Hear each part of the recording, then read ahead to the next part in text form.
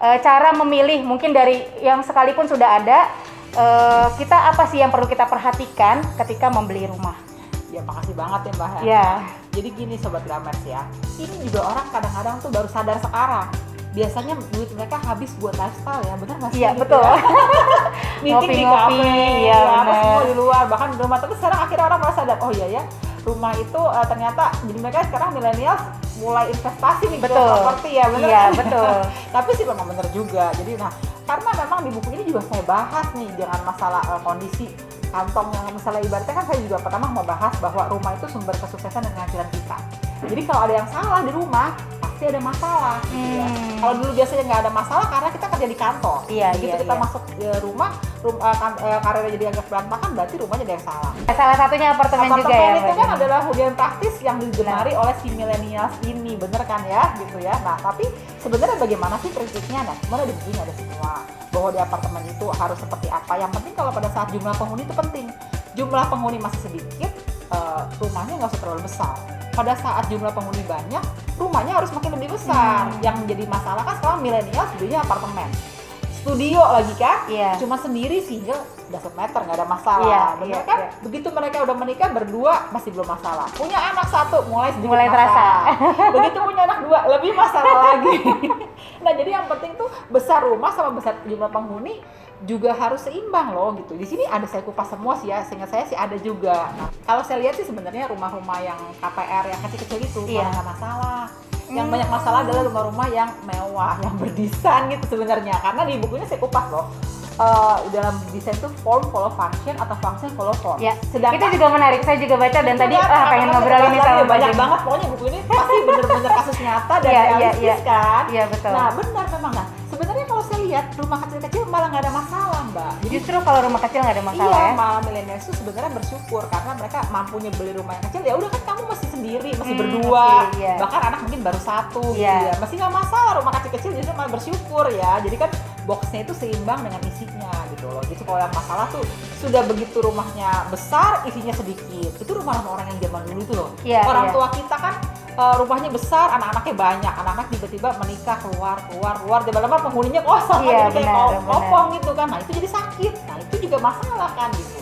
Tapi ada prinsip lain nggak tuh Mbak Jenny, misalnya apakah lokasinya harus bagaimana, apakah harus menghadap barat mana gitu kan, siapa tahu dari sobat Glamers banget loh. Saya yang paling penting tuh lokasinya tuh yang nggak gelap. Nggak gelap ya? Karena di sini kan banyak banget nih sekarang, apalagi yang lagi viral tanaman. Di buku ini saya bahas, saya kupas juga masalah tanaman yang lagi viral nih, karena aktivitas orang di rumah aja nih banyak banget nih yang paling lagi booming adalah tanaman kan. Nah ini kadang-kadang kayak kondisi sekarang tuh orang suka tinggal di rumah yang adem-adem gitu ya, gitu kan.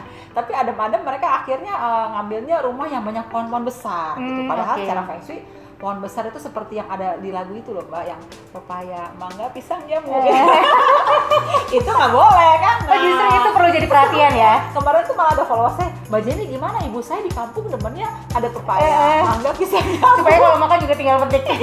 Aduh, zaman sekarang kayaknya harus praktis ya, ambil aja di supermarket gitu ya. Malah sebenarnya kalau ada pohon-pohon besar di depan rumah itu membuat aura gelap gitu. Itu kan menghalangi sinar matahari ya. Betul, dan juga kalau saya pikir mungkin logikanya dengan ada pohon besar itu kan mungkin apalagi dengan kondisi sekarang kan cuaca panas dan menulis lagi kan, serangga banyak tuh. Jadi kita maintenance susah kan, jadi ada banyak kotoran daun-daunnya lah, atau ada uletnya, ada apanya. Jadi kan itu juga yang secara logikanya buat gak nyaman. Tapi di buku ini saya bahas auranya jadi gelap.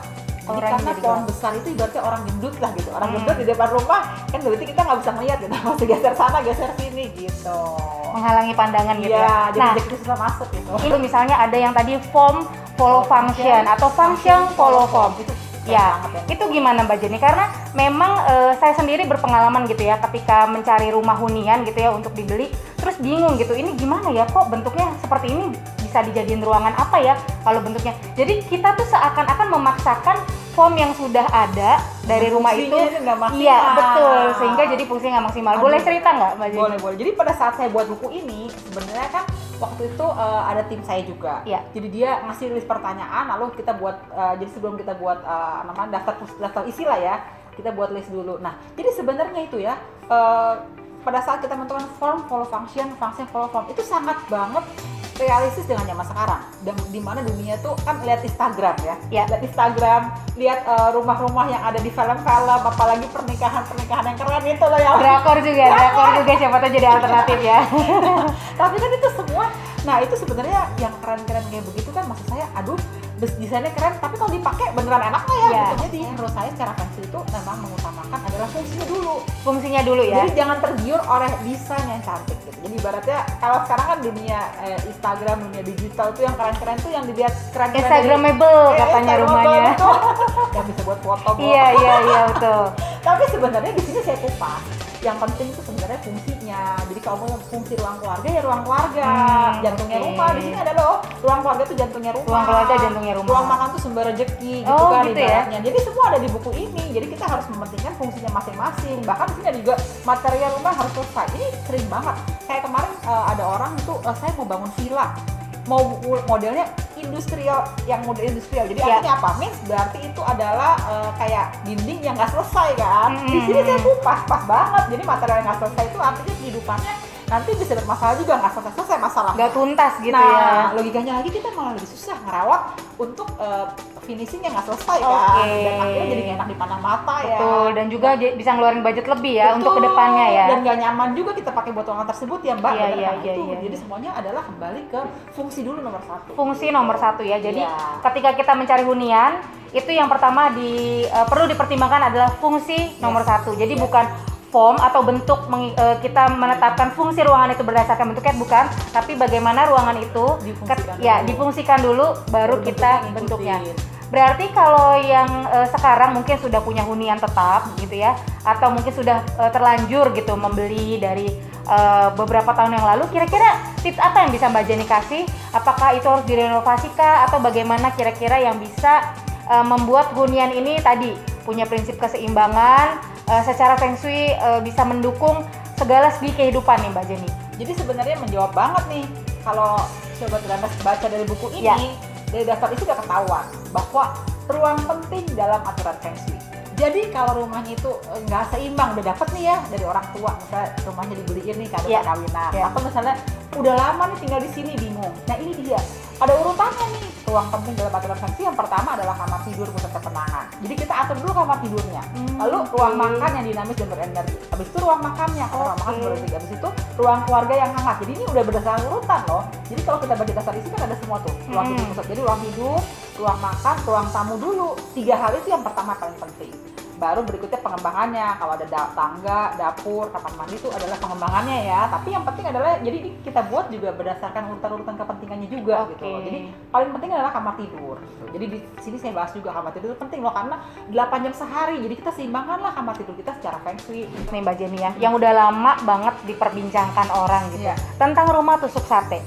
Ada yang bilang kalau misalnya lagi nyari hunian gitu ya, jangan, itu rumah tusuk sate. Jadi yang punya, misalnya kita invest nih ya, kita ngontrakin rumah juga jadi susah nih. Sebenarnya gimana sih kalau menurut pandangan Mbak Jenny tentang rumah tusuk sate? Iya, makasih banget Mbak Herta. Ini banget nih pertanyaan yang common banget, umum ya gitu. Semua orang kayaknya menghindari tusuk sate. Terus bahkan kalau orang di rumah tusuk sate katanya, saya ntar sial di situ. Banyak yang nganggep bisa sial gitu ya. Iya betul, di sini tuh di buku ini saya sih bahas. Jadi di sini saya ingat tuh saya bahas bahwa rumah tusuk sate itu kayaknya kasus deh. Ada apa ya terakhir ya? Kalau nggak salah ini kasus feng shui secara umum. Saya udah bahas, maksudnya udah benar dengan bab-babnya ya. Kasus feng shui secara umum adalah rumah tusuk sate dan rumah dihuk. Nah tusuk sate ini sebenarnya nggak jelek gitu. Makanya kalau sampai ada developer jual rumah tusuk sate lebih murah, beli aja. Justru dibeli aja ya? Beli aja, karena dapat murah kapan lagi kan? Iya betul. Seperti mahal gitu kan ibaratnya kan. Nah cuman kita tahu kiosknya bagaimana menata rumah tusuk sate itu, bahwa sebenarnya kan jalanan kompleks perumahan itu nggak rame gitu kan. Nah yang masalah jalan tusuk sate kalau jalanannya itu besar, rame, banyak kendaraan yang lewat, bener nggak? Iya. Nah sekarang ini kan yang jadi masalah kan kalau tusuk sate cuma orang kompleks doang, nggak rame, nggak itu sebenarnya nggak masalah. Sekarang masih pandemi, kayaknya kondisi belum banyak berubah. Tapi gimana sih kalau secara feng shui gitu ya, tahun ini tuh peruntungan tuh gimana? Boleh dibisikin nggak Mbak Jenny? Iya nih. Jadi sifat si kerbau itu adalah kerja keras. Sifat kerbau kerja keras. Sifat kerbau itu sayang keluarga. Makanya tahun ini banyak banget yang menikah. Kan ada pernikahan viral yang baru terjadi Iya. kemarin kan. Bener. Dan banyak banget emang orang yang mencari tanggal kawin buat tahun kerbau ini. Mereka bingung gara-gara pandemi, ya udahlah kawan aja, karena murah kalau kawin lagi Betul, pandemi ya. betul. Banyak nih teman-teman yang ini waktunya aku menikah nih gitu ya. Nggak mesti undang banyak-banyak Nggak orang. mesti undang banyak orang. Bener Biar nggak boros kan. Biar nggak Di boros. rumah, habis itu Betul. beli buku ini lalu Iya. natal rumahnya kan. Nah sebenarnya pas banget tahun kerbau, tahunnya keluarga. Kalau keluarga kan kembali ke rumah. Betul. Dimana orang-orang tuh sekarang banyak work from home kan. Betul. Jadi akhirnya kita harus menata ulang keluarga di rumah supaya keluarga itu bisa menghasilkan keberuntungan bersama. Yang terjadi Mbak, itu orang tuanya sukses, anaknya berantakan. Oke. Sering begitu kan? Iya, Karena orang betul. tuanya jarang di rumah dan jarang memantau perkembangan anaknya di rumah. Atau masing-masing anak dan orang tua semua berada di luar rumah. Sedangkan sekarang ini semua akhirnya jadi kembali ke rumah. Makanya buku ini tuh tepat banget.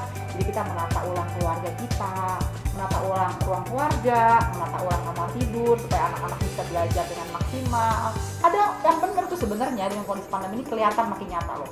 Makin nyata bahwa sebenarnya kamu itu dengan keluarga kamu bagus atau enggak gitu. Oh, gitu Dan ya? teman-teman juga makin nyata Iya, kan. betul, Nah, itu. betul. Nah itulah tahun kerbau.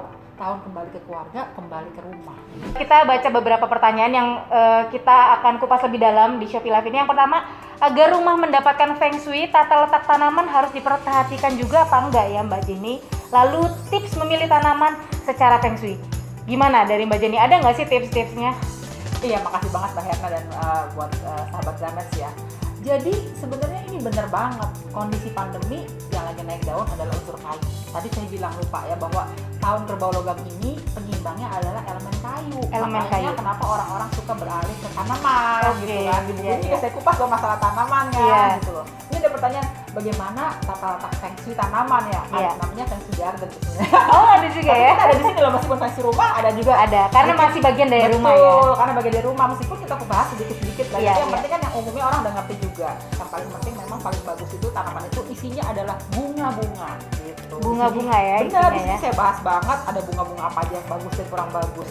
Karena bunga itu simbol keindahan. Jadi supaya kalau tanaman itu kan selalu bertumbuh ya. Iya. Dan senang juga karena saya juga aplikasikan begitu melihat tanaman dari bibit terus naik senang loh. Iya. Jadi kayaknya oh ini tumbuh. Ada kepuasan tersendiri ya, Mbak Nah, Jenny ya. Jadi penyeimbang juga di tahun kerbau logam ini yang over energy juga kan. Nah terus jangan sampai memilih tanaman yang berduri gitu.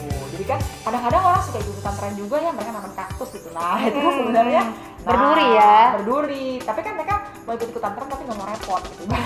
Kaktus kan nggak bisa disiram. Iya, benar, tapi kan benar. nggak enak juga ya. Tapi Iya. nah jadi seperti itu. Jadi sebenarnya yang perlu diperhatikan adalah jenis tanamannya. Jenis yang paling tanaman. bagus itu adalah bunga-bungaan. Di sini ada bunga apa aja banyak. Ada artinya loh. Bahkan ada bunga-bunga yang simbol artinya. Ada juga yang buat cleansing. Ini pohon delima simbol membersihkan aura. Jadi kalau misalnya ada bekas nih, juga saya tadi lupa bahas ya. Misalnya ada rumah yang tadinya bermasalah. Di cleansing itu bisa tanaman. Jadi kita tanam aja delima. Nanti delimanya itu tumbuh berarti Menyerap kan udah energi-energi yang ini ya, Betul. yang nggak bagus gitu ya Mbak Jenny. Dan dimana dicabut lama-lama kan jadi netral gitu. Jadi tanaman itu bisa cleansing juga sebenarnya, membersihkan energi kotor dari rumah kita. Di aturan feng shui boleh ditaruh di ruangan apa aja supaya semakin hoki. Sebenarnya boleh asal selama tanaman tersebut tidak beraura menutup dari ruangan. Ngerti nggak maksudnya? Tidak menutup aura gitu ya. Jadi Itu ruangannya gimana tuh, kayak Mbak? misalnya ada di ruang kerja. Iya. Ruang kerja kan biasanya kecil ya, Iya. atau jadi kita nggak gede-gede banget. Ada tanaman yang banyak sekali itu nggak boleh. Jadi kan auranya aura tanaman. Atau kadang-kadang yang saya cuma temui nih di tangga rumah itu mereka saking mau keren gitu kan ya. Ditaruh Di Instagram tanaman ya. boleh ditaruh tanaman. Akhirnya nggak bisa lewat kan? Itu nggak boleh. Nggak boleh. Selanjutnya nih, untuk pasangan yang baru menikah, tips dan trik memilih hunian. Nah, ini kayaknya lagi tren juga. Iya, karena biasanya kan kalau misalnya tadi ya ngomongin milenial, beli rumah pas masih single, misalnya beli apartemen, dia sendiri yang milih gitu ya. Oh pokoknya aku maunya yang deket kantor, yang begini studio, jadi nggak ada masalah. Nah ketika udah baru nih pasangan yang baru menikah, ada dua kepala, yang satu berpikir begini, yang satu berpikir gini. Tips apa nih yang kita bisa kasih? Apalagi Mbak Jenny? sekarang masuk tahun kerbau logam. Nah. Tahun yang banyak pasangan baru menikah, Nah bingung nih itu mau dia, ngapain. ya. Nata yang mana dulu ya? Jadi Iya, betul. kira-kira tips yang baru buat pasangan yang baru menikah. Nah, yang penting kamarnya dulu. Kamarnya itu harus dilakukan gitu. Baru kita keluar lagi dapur dan meja makan. Jadi justru kalau sekarang tuh orang pusing, misalnya mulai KPR beli rumah, aduh pusing isinya. Padahal kalau di buku ini dibilang nggak usah pusing. Iya, benar. Mulai dari yang sederhana, kamar tidur dulu. Iya, benar. Kalau kamar tidur nyaman, ada keuntungan-keuntungan tersendiri gitu ya. Jadi bisa beli yang lain. Bisa beli yang lain, bahkan bisa ngelunasin KPR sebelum waktunya. Menarik banget. Iya. Nah, pertanyaan yang selanjutnya nih. Rumah yang memiliki ruang bawah tanah, apakah bisa hoki? Wah, ini pertanyaan menarik. Belum pernah denger nih kayaknya kalau saya ya. Kayaknya ada Granas yang punya ruang bawah tanah nih. Iya. Jangan-jangan nyimpen emas batangan kayak yang di drakor itu. Rumah yang memiliki ruang bawah tanah apakah bisa hoki, dan karena kata orang malah horor bikin serem. Iya, gimana kalau menurut Mbak Jenny? Iya juga sih, bikin horor terus tuh ya juga sih. Iya. Nggak sih gini ya, sebenarnya ruang bawah tanah ini secara fungsi yang paling gampang saya katakan kurang begitu bagus. Kurang begitu bagus ya. Tapi kalau sampai udah ada bagaimana ya? Gitu. Yang paling penting jangan sampai ruang bawah tanah itu turun dari jalan. Kalau masih di dari jalan masih oke. Terus kalau bisa memang jangan sampai gelap dan jangan sampai semuanya ketutupan basement gitu. Di buku ini saya bahas juga. Dibahas juga ya. Nah, rumah double decker itu tren banget loh zaman sekarang itu.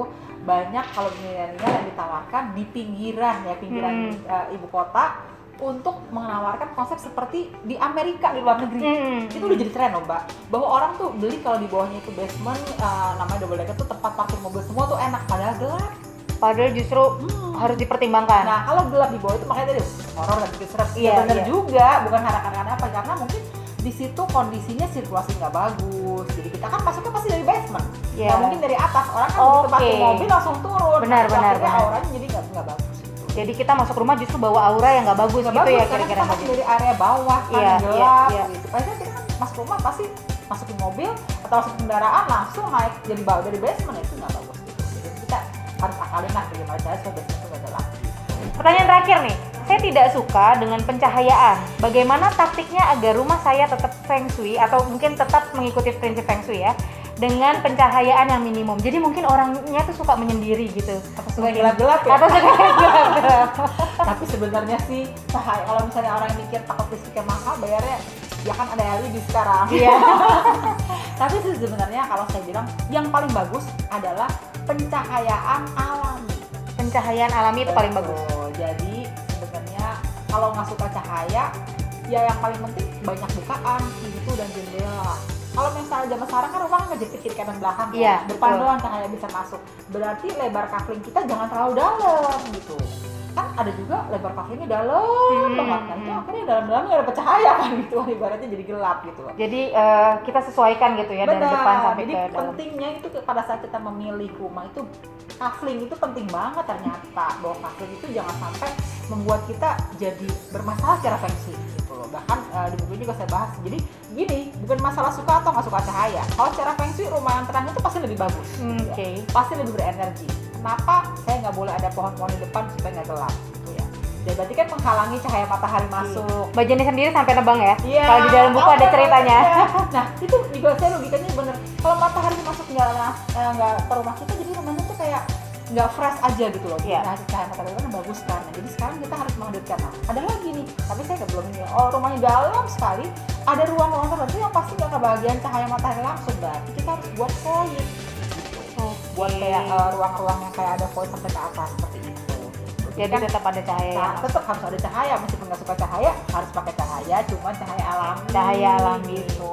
Dan kalau kita kaitin dengan apa yang sekarang kita butuhin, kan kita butuh cahaya matahari justru Betul, untuk kesehatan ya, ya Mbak Jenny. ya. Makanya aku senang banget gitu karena Iya, ternyata pas banget. ilmu feng shui ini nggak mitos belaka gitu, Iya, tapi iya, benar, kita tuh bisa menyelaraskan Iya, dengan benar. berbagai bidang ilmu, informasi, pengetahuan. Itu Iya, yang benar. menarik banget sobat Iya, kami ya. sekarang kan gara-gara COVID semua harus berjemur. Betul. Nah, berarti pencahayaan alami sesuai dong secara feng Iya. shui kan. Bahkan Apalagi lebih aman berjemur di rumah sendiri. Nah, Jadi kalau daripada di tempat rumahnya lain. udah ditata secara feng shui full dengan bagus gitu ya pencahayaannya, nggak Iya. perlu keluar rumah, bisa stay at home dan tetap sehat, Betul. bahkan tetap optimal dalam segala hal. atau berkebun atau apa, Iya, jadi semua betul. bisa kita seimbangkan dari dalam rumah, dan pasti dari dalam rumah masih oke meskipun pandemi ya gitu.